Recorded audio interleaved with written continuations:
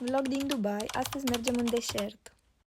Este prima oară și pentru mine când merg în deșert și sunt foarte entuziasmată, dar până acolo mai avem puțin. Pentru început, cum se poate vedea, am coborât la micul dejun și imediat după am ieșit să ne întâlnim cu ghidul care urma să ne ia. Aici am filmat câteva cadre din mașină, noi am ales excursia în a doua parte a zilei să prindem apusul de soare acolo.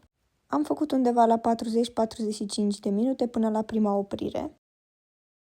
Am ajuns și aici puteai să-ți cumperi eșarfe pentru deșert, cum se poate vedea, mi-am luat și eu una.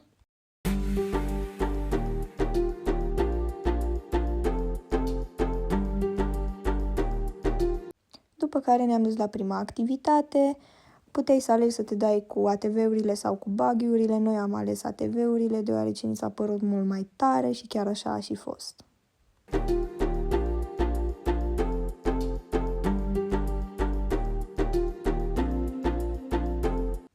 Ne-am dat 40 de minute cu ATV-urile și a fost genial, se poate vedea și pe fața mea că eram foarte încântată.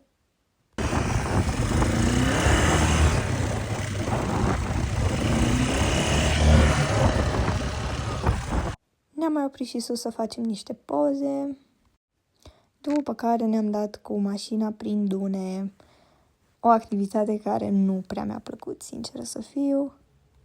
Am amețit foarte tare și nu mă simțeam deloc bine, poate dacă stăteam în față era altfel experiența, dar pentru că am stat în spate nu prea mi-a plăcut.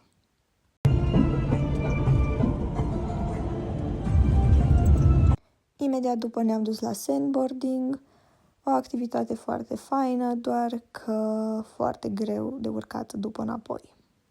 Per total a fost foarte frumos, doar că din cauza căldurii și a efortului mă simțeam și mai rău, dar nu a durat foarte mult și mi-am revenit.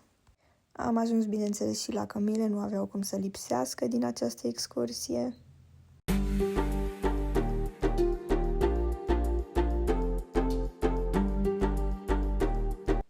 A fost foarte frumoasă și plimbarea cu Camila. Am mai stat puțin pe acolo și imediat după câteva minute ne-am urcat în mașini și am plecat spre camp, unde urma să mâncăm mâncare tradițională și să ne uităm la un show tradițional de-al lor. Aici ne-am mai dat puțin prin dunele de nisip, dar a fost mult mai ok de data aceasta.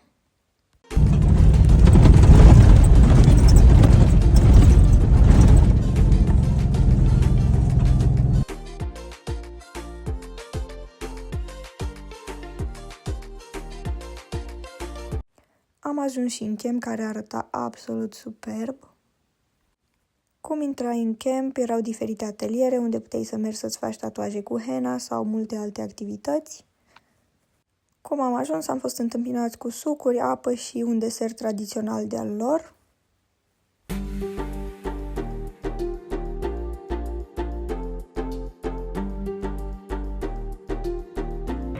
Și aici a început primul show.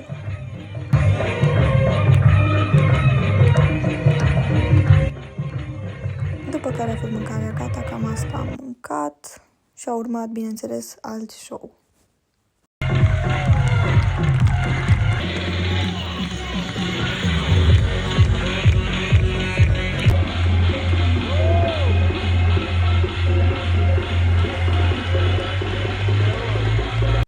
Am mai petrecut câteva ore pe acolo, iar după aceea, fiind foarte târziu, ne-am îndreptat spre hotel.